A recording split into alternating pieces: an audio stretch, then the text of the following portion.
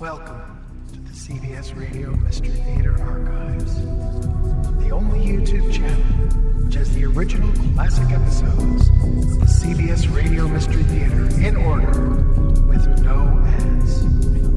Thank you for listening, and now, enjoy the show.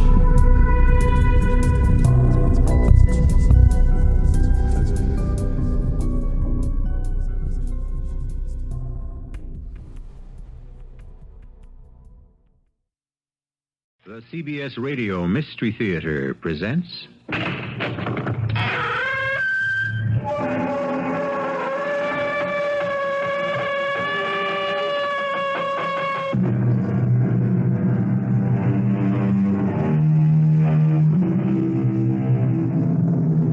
Come in. Welcome. I'm E.G. Marshall.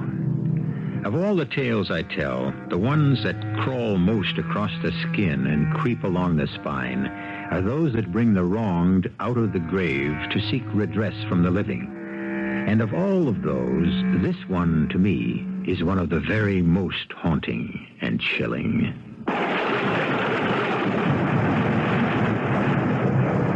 I took the bearings all them years ago when it first was appearing. From Gladskow to Mardyke's jetty, and from under the old George and Dragon sign here to the White House below Forrick Falls.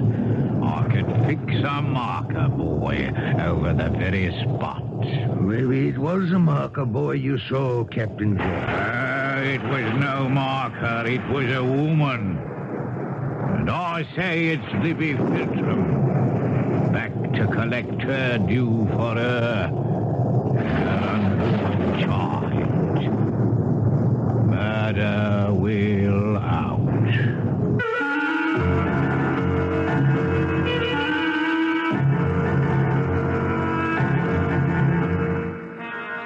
Our mystery drama, The Smile of Death, was written especially for the Mystery Theater by Ian Martin and stars Russell Horton. It is sponsored in part by Buick Motor Division. I'll be back shortly with Act One.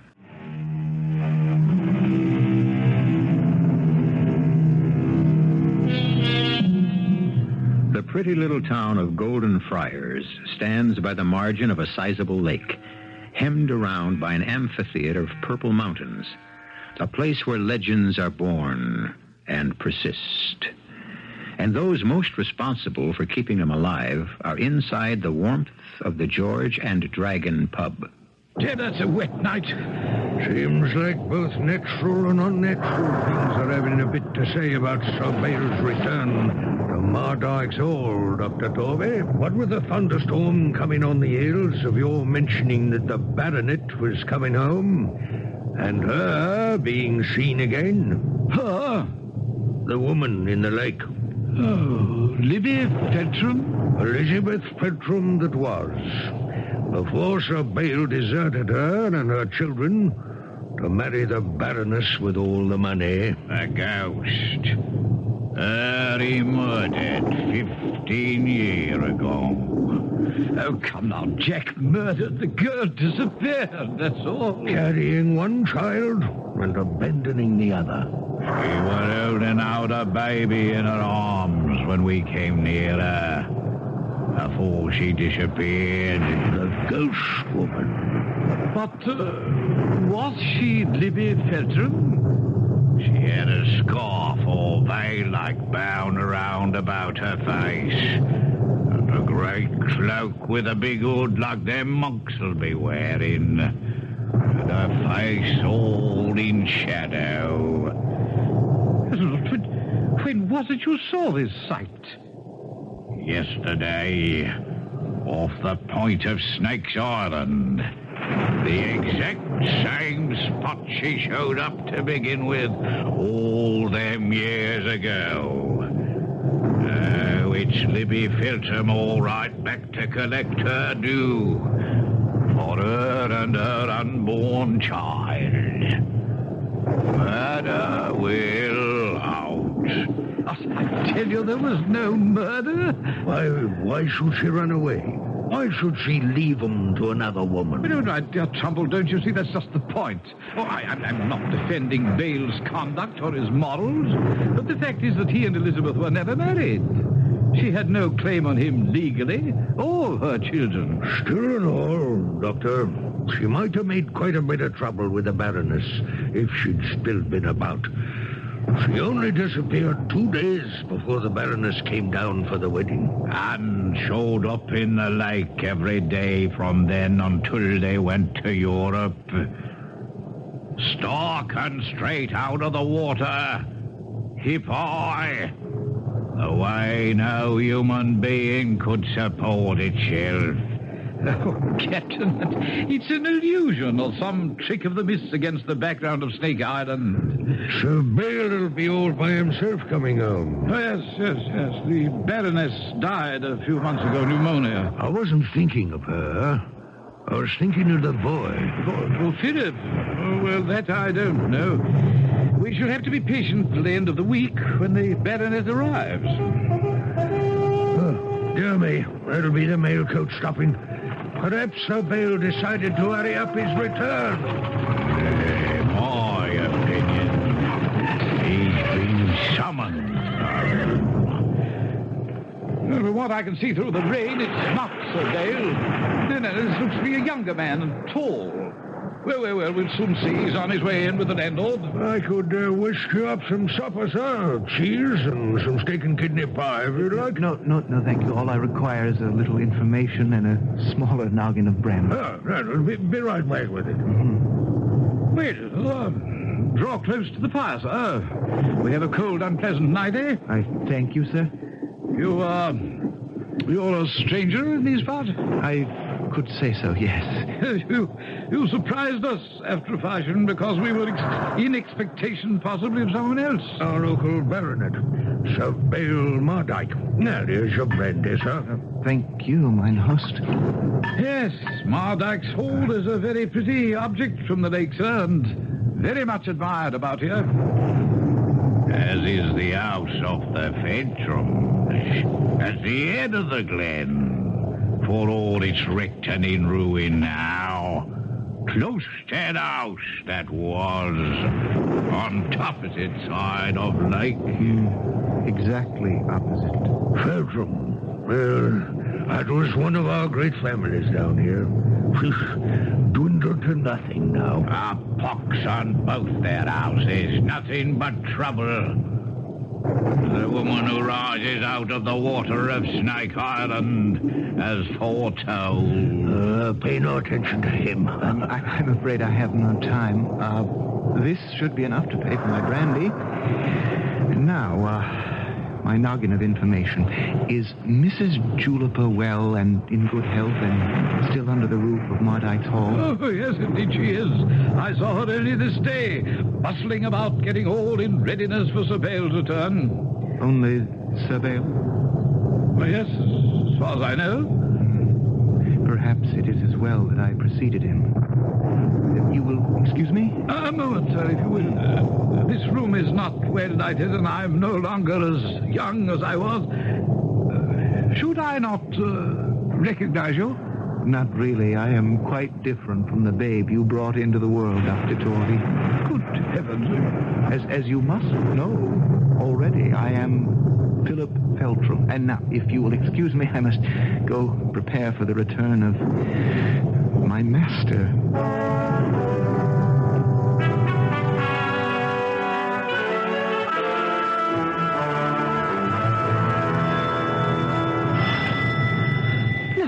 Who can that be? Oh, all right, Mother Juliper. Don't stop to speculate. Just stir your old legs and open the door. Yes, young sir. Can I help you? I know I've changed, Mopsy, but that much? Oh, Master Philip. Oh, sure, I'd never have recognized you in 1,000 years. Oh, my dear boy, come in. Come. Well, aren't you going to give me a hug? Oh, you're a little big for that now, but all I have to do is be asked. Oh, my precious little Philip. Oh, Mopsy. Oh, my. Oh, how you've grown. 10 years it must be since I packed your little carpet bag and saw you off my coach for the continent the day the master took you away from me. The master? Sir Bale? Oh, is he with you now? No, he won't be down till the weekend. Then then we'll have a little time together.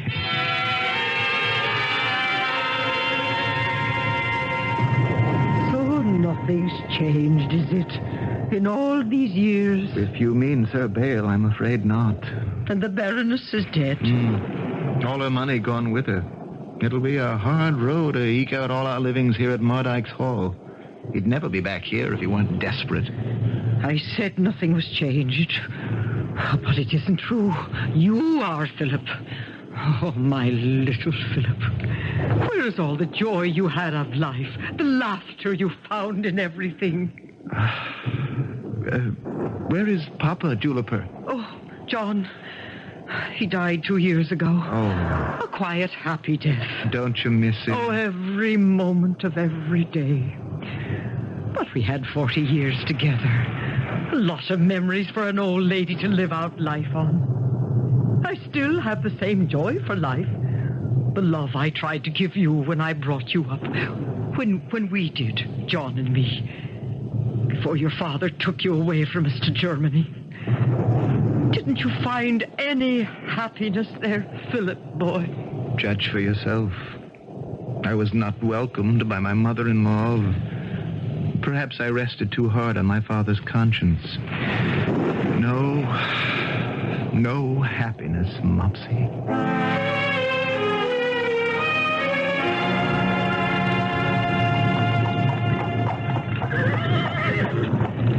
Stay there a moment, driver. I'll raise the house and we can use some help with the luggage. Where in the name of the devil is anyone? Sir Bale!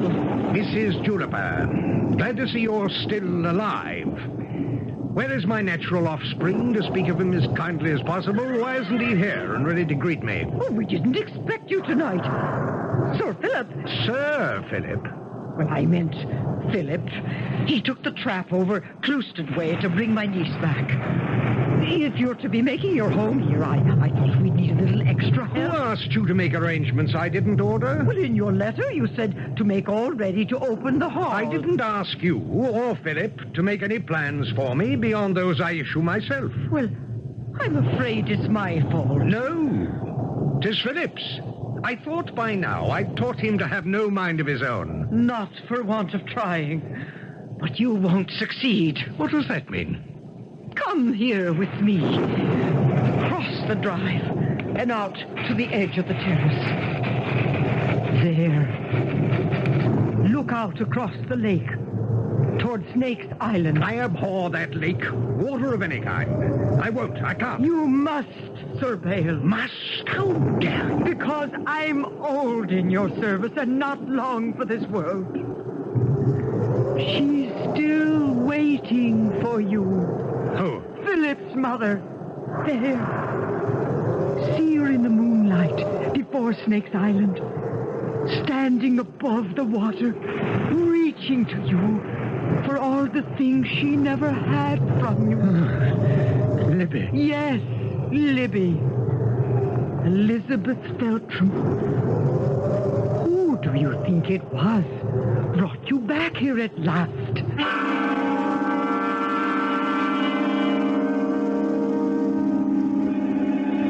What is that luminous shape that drifts in the eddying mist, reflecting the soft, deceiving light of the moon? Is it the apparition that gossip believes rises from the lake, crying out for justice? Or is it some trick of refracted light, like the Loch Ness Monster could be, or the spinning disk of a UFO? I'll return shortly with Act 2.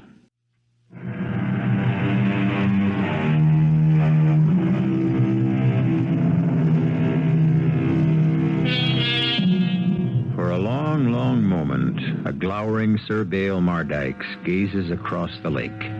Then, suddenly, a cloud passes across the moon, and the shimmering expanse of water darkens and disappears. And with it, the specter, apparition, or illusion that seemed to hover over it. As though released from a spell, the baronet turns on his heel, heading back towards the house. The old woman hard put to it to keep up with his rapid pace. All right, driver. You may take all my luggage and pile it inside in the hall. When my servant returns, I'll have him put it away where it belongs. Here, take this for your service. Mrs. Juliper, I shall be in the study before a fire to banish this chill from my bones. Is there brandy there? Yes, sir. Would you care for a bite to eat? No, I want to be alone till Philip returns. But I want to see him the moment he does. The moment. Do you hear?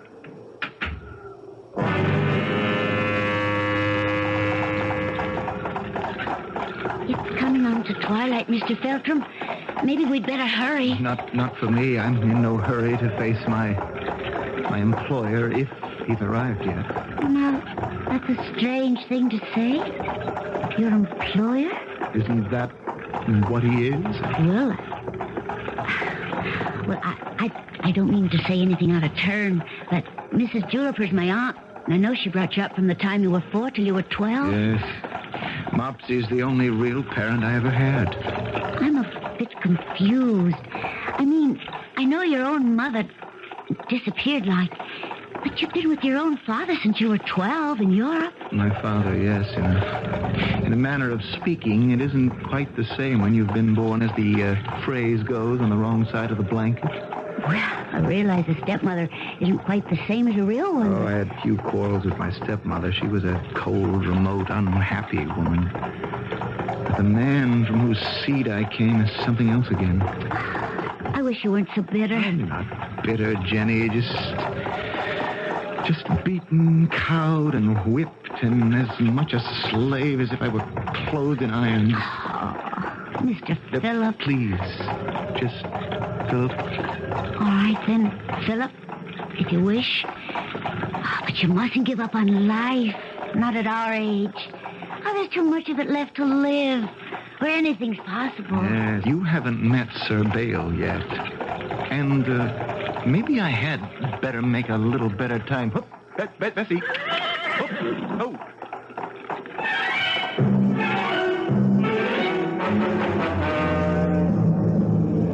Lord of mercy, I thought you'd never get here. What were you up to? Nothing, Aunt Margaret. Oh, well, sure, I wouldn't blame you, the two of you so bright and young, if you had dawdled a bit on the way. That was my fault, Mopsy. Well, glad I am to hear it. Shows you have some spirit left in you, for you'll need it.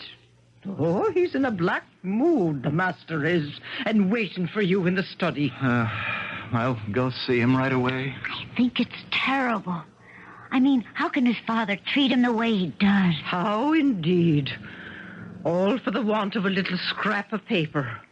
For he's his son. You've only to look at the eyes to see that. But because he has no legal standing, the father has broken him, twisted all the joy and life out of him. You mark my words, Jenny. He'll pay for that before he dies. Where the devil have you been, Feltram? I went to fetch Mrs. Juliper's niece from around the end of the lake. No need of that. If she wanted to work so badly, she could have walked here. It's 20 miles or more. Thunderation, you want all the way around to the old cloistered house, poking around? No. Well, why would I have gone there? Well, no matter. You were gone long enough, most of the day. Sir, I didn't want to push the mare, and it was so pretty by the lake. Pretty? By damn, if I had my way, I'd drain the miserable thing. It's little better than a cesspool. I had no wish to anger you. I needed you, and where were you? Needed me? Yes. We've come back to a shambles and a trap. The book's a hopeless mess, rents unpaid or uncollected, debts, and scarce enough money to keep the roof over our own heads, let alone Mrs. Juliper's. Jenny had come to help her aunt. She asks little in return. Even that little I doubt if we can provide. If there's some way I could help them... I want the papers in order. I want to know who owes what. I'll dun them or take everything away from them that they possess. One way or another, we must have money. We must find a way to get it no matter what it costs. If you'll excuse me, Sir Bale, I did arrange to have funds set aside, but you used them to bet on the horses. puling little mistake of my youth. Don't presume to criticize me. Well, I wasn't criticizing. I was only trying to explain. The devil with your explanations. I need money. Now get out and ride the Baroncy. Bleed it out of the tenants who've been living off my absence for all these years. But they have paid faithfully, sir. Then find a way to make them pay some more. Unless you want all of us to starve to death. Why do you take it, Philip? You don't have to be beholden to him. He isn't to you. Oh, it doesn't matter anymore. What does is that I'm back here. Home. You think of this as home? Well, not the house, the surroundings, what lies outside and calls me all the time, telling me my strength and hope is there. Oh, I think you should get away from here, Philip. Would you go with me? Yes. Jenny, where would I go? Where could I take you? It wouldn't matter. No, there's got to be a better answer than that. I must have something to offer you. Didn't you say less than 3 days ago that you wished you had £100? A wish, yes. Which you translated into reality. Beg pardon? No, don't play with me. I had here in my desk a £100 note. Now, where's it gone? You think I took it? Where else could it go? And why would I take it? To fly forever from your bondage? To escape your vicious tongue, your constant derogation, your resentment of me because of the past I remind you of? By dead, sir. I will not listen to some young puppy talk to me. You need not listen, sir. For this young puppy is unfortunately grown to an age of decision. I want no more of your barbarity, your hate, your venom. I'm old enough to choose my own path. Financed by the money you stole. I didn't touch it. Believe it if you will, I am leaving. And where are you going? Back to my heritage. Back to the lake. And across it to where my family's home still stands. Back to test the legend you fear. That at last the Mardykes baronetcy and estates will pass to the Feltrams. That is destiny's decision. You can't go out on a night like this. Why not? It was a night like this that bid me home.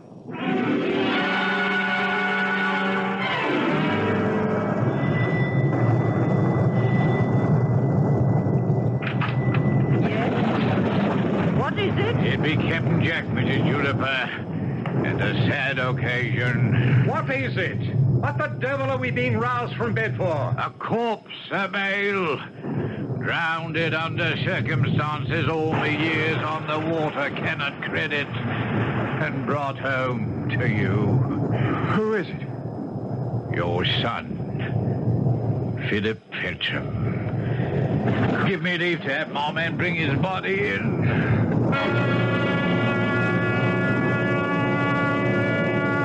He came to me and offered me £5 to have me and my men row him across the lake immediately and to pass by the north end of Snake's Island. £5, eh? Lot of money, I knows. But it was a rough night and I had to pay extra for oars. We were nigh on to Snake Island when a squall hit it suddenly and we broached to, fighting the riptide. Well, that was when we lost him. He fell overboard. Oh, no, Sir Benson, it wasn't exactly like that. There was lightning, as you know, and coming around the point of the island, all of a sudden, like, there was what you might call a illusion. What kind of an illusion? The figure of a woman above the waterline? Oh, no, not that one, Shay. This was an hand. A woman's hand that reached up from the water and that Mr. Philip bent over to grasp. And before we knew it, he was overboard and underwater and lost. But you brought him back again? Yes, sir.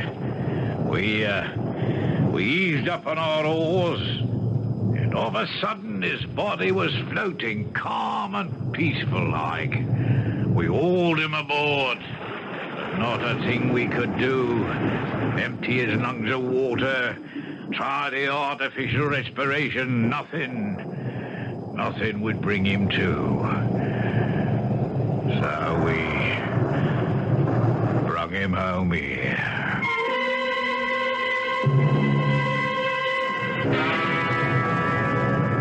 There's no question at all, Sir Bale. You did everything you could and more. And I'm sure Captain Jack and his men did. Terrible thing. You're quite sure Philip is...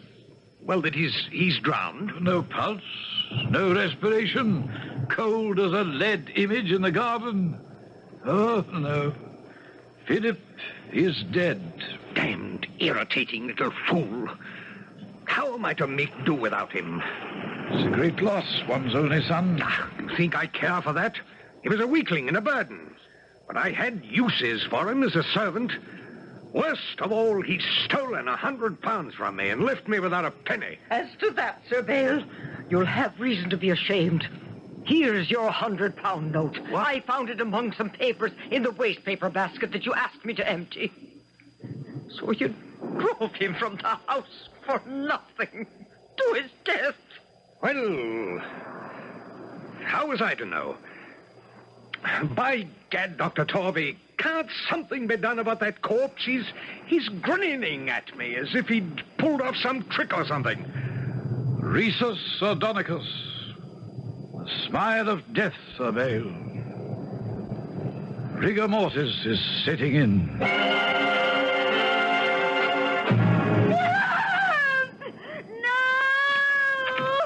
What is it, Jenny Lamb? I waited to have a last look, because I loved him so. There he was, rising from the bed. What the devil's all the racket and excitement? You may well raise his name. For look! His ghost. Don't be alarmed. I am no ghost. I'm alive and well. In fact, I have never been in more complete control of my faculties in all my life.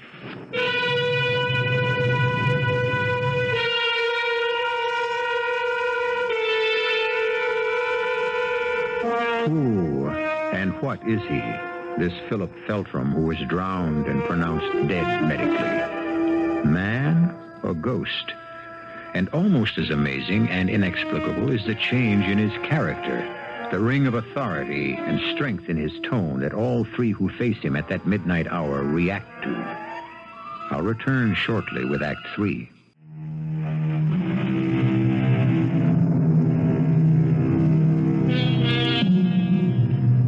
Whatever metamorphosis Philip Feltram had gone through, he is a very different individual from the meek, subservient excuse for a man that he had been.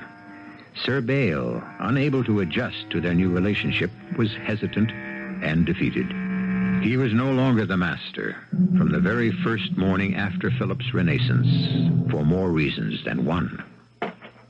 What's that, Feltram? The beginning of the restoration of the Mardyke's fortune, I hope. It's a leather purse with money in it.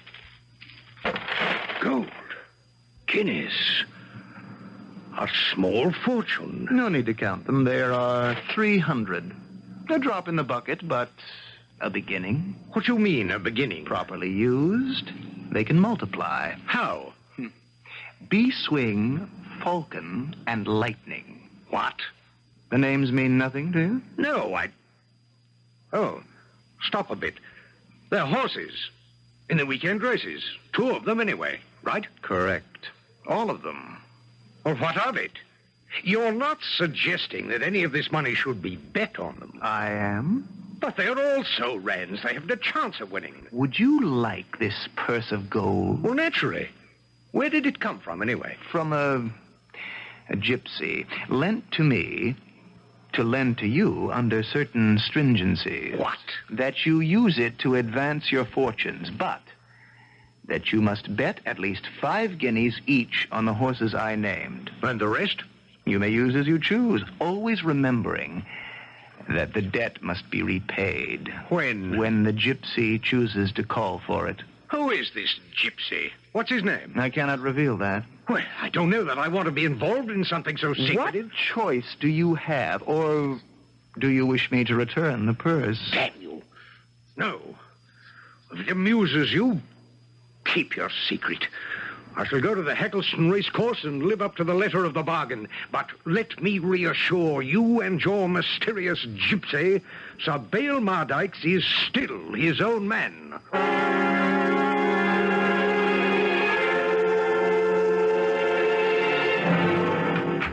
Welcome home, Sir Bale. Good day at the races? Do you ask me that only to vex me? Why, no. I'd heard your horses won. Damn your hide. You heard that, did you? Yes, and at 40-1 on Beeswing, 60-1 on Lightning, and 50-1 on Falcon. Now, let me see.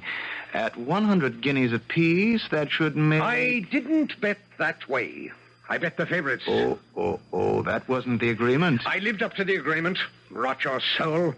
I put 5 guineas apiece on the horses and came away from that with a take of 775 guineas. But you might have made some 15,050 pounds if you'd followed the handicapping. I want to meet this gypsy with the second sight. That can be arranged. Come with me now, and we'll sail across the lake to the other side where you can meet your benefactor. No man nor any other force will put me on that lake. But you can help me, my boy. How? Find me one of your magic winners through this gypsy for next weekend's races, and I'll plunge all this time. I'll let you know tomorrow.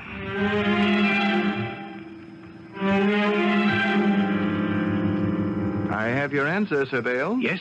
I took your money to my principal, who was angry and displeased that you did not come yourself. However, I have a name for you to put your remaining winnings on. Another bonanza at long odds. The winner at Langton Lee will be Silver Bell. May you be banished to eternal hell.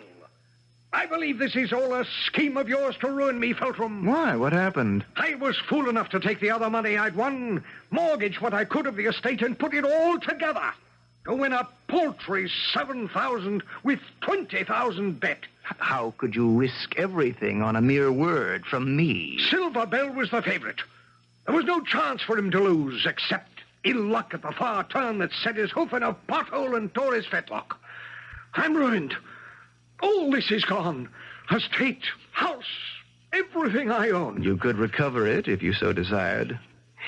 Cross the lake with me, and the baronetcy can still be saved. To meet this gypsy of yours? Yes.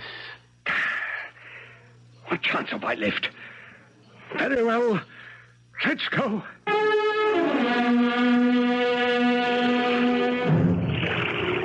Must we set a course so near that accursed Snake's Island? What have you to fear? Nothing. Well, don't tell me you expect to see the famous specter rise from the sea. I tell you nothing. Get us ashore to meet this mysterious gypsy who holds my life in his hands. A new experience for you. You seem to be enjoying this. Part payment for all you put me through, perhaps. Where are you taking me, Philip? Philip. Doesn't that name sound strange on your lips after all these years? Have no fear. I'm leading you to one who will restore your fortunes. I think I want to turn back. You can't. The course is set. The die is cast.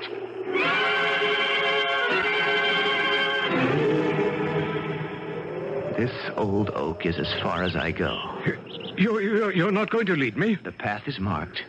Between the ash trees to the cliffside. From there to the mulberry bush that marks the entrance to the cave. And there? Your future and your past. I don't understand you. All your life a weakling and a burden, and now all of a sudden all this strength. Ever since your accident. How? You remember the fable of Actaeon in Greek mythology? Who drew his strength from the ground and lost it when lifted above it? Exactly. I was drawn into the water, but rose refreshed and invigorated as if newborn. Go seek the one you must find, and you will know why at last. Well, I don't know if I have the courage. You've gone too far to turn back. You can never turn back anymore. You will find the one you seek in the darkling cave.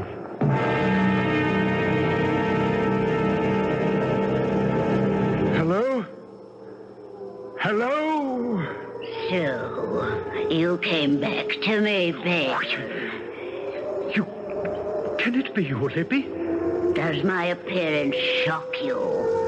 The eroded flesh, barnacles that cling in my hair, the whitening bones. Oh, Lord. What can I say? Nothing. That isn't why I bade you here. Well, there's no excuse for me, I know, but... Will, I was young. I was foolish, desperate. The Baroness meant money and a future and escape. Escape from me and the 2 children you tore from my body. I took care of Philip. Oh, yes, after your fashion. The one that was never born was less than murder. I was desperate then. How desperate are you now? Well, that is, it's another situation. But you are desperate. You stand on the brink of ruin. Yes. Then, will you strike a bargain with me? What? Who do you think sent you the purse with the 300 guineas? Or told you the horse that would win? You stared me wrong on the most important one. Of course.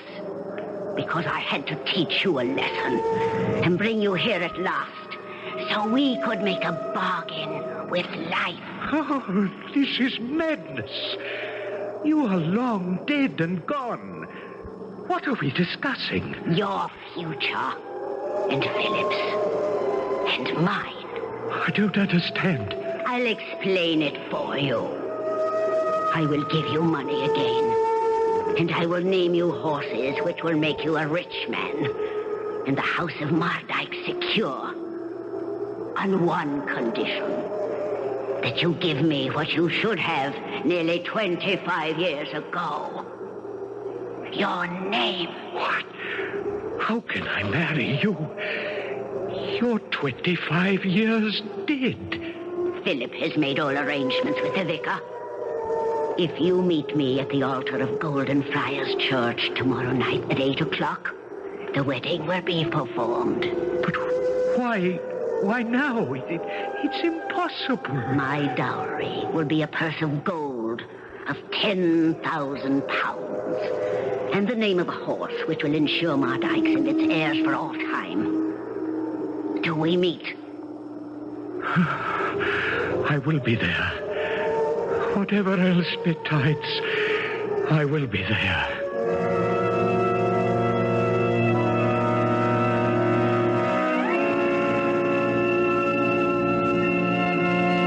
Dearly beloved, we are met here in the sight of God to join this man and this woman in shiver me timbers. Teaser. Oh, Captain Drake, the woman from the lake, Mr. Trumbull. What are you talking about, man? That's only an apparition. A ghost. A dead woman. So was Philip, her son. But he rose from the watery grave. Don't talk of such things in the church.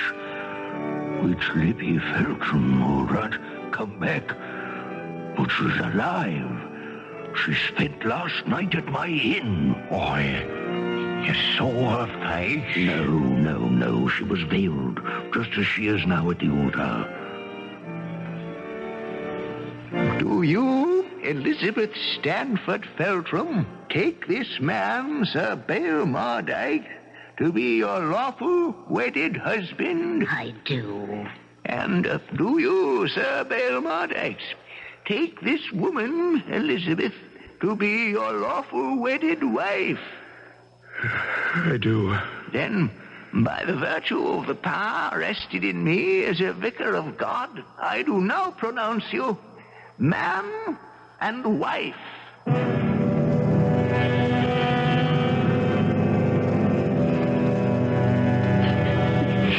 Here, Jenny girl, what are you crying for? It was so beautiful, Auntie. Her coming back after all these years and finally taking her rightful place as Lady Mardyke. I wish my mind rested as easy as yours. And Philip, his rightful name at last, and the stain taken away. Philip Mardykes. Oh, where will the bride and groom sleep this night? Marlingham. Nothing would do, but Sir Bale must off to the races his wedding night. Oh, no good to a marriage which starts with gambling. Oh, it was doomed anyway, out of the past. You mark my words, Jenny. There is worse to come. Don't pop your eyes at me, my girl. I'm alone, as you can see. But the Lady Lady Mardykes will not be coming here. Get Philip and have him bring the rest of these heavy bags to my room.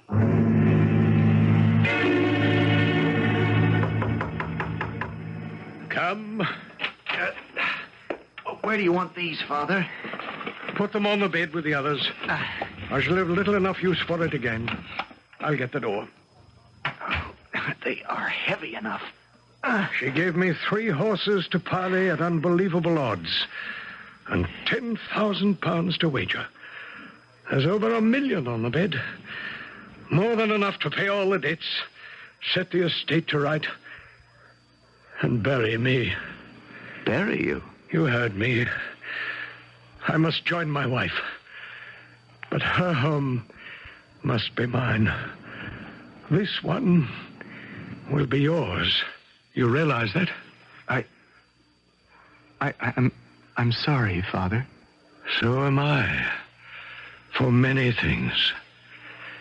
Marry your little Jenny, so there will be a Lady Mardykes to light up this gloomy old place and banish the shadows forever. Leave me alone now.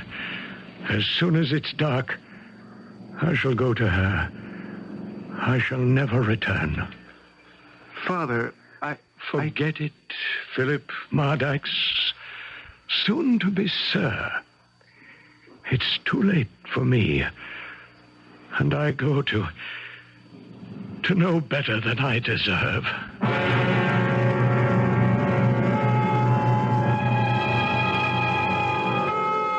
It was 3 days before they found Sir Bale Mardykes floating face downward just off the point of Snake's Island. And when they brought him to shore, the exposure to the air set the corpse's face in that haunting grin of death, the Rhesus Sardonicus. Even the undertaker, with all his art, was unable to wipe it away. I'll be back shortly.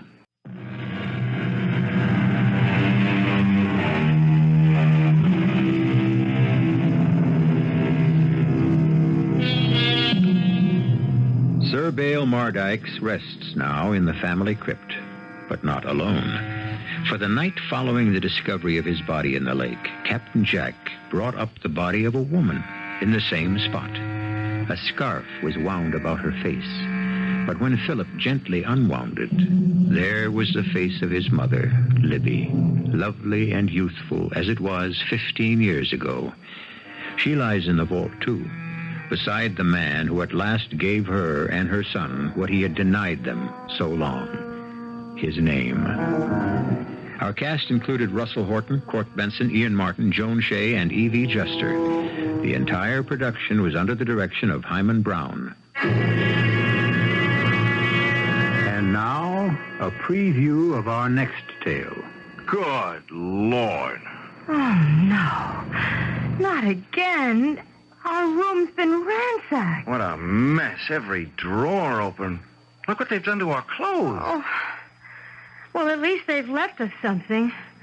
Not like before when I lost everything I owned. Yeah, well, we'll soon find out what they did take. Not interested in my jewelry or the pocket radio.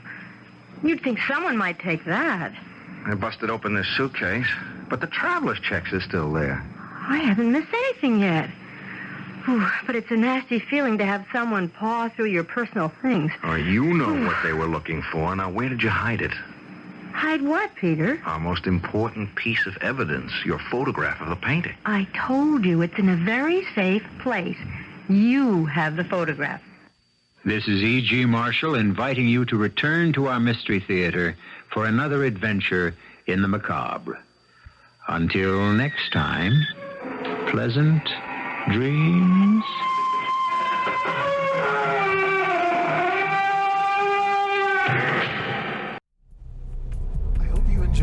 episode of CBS Radio Mystery Theater.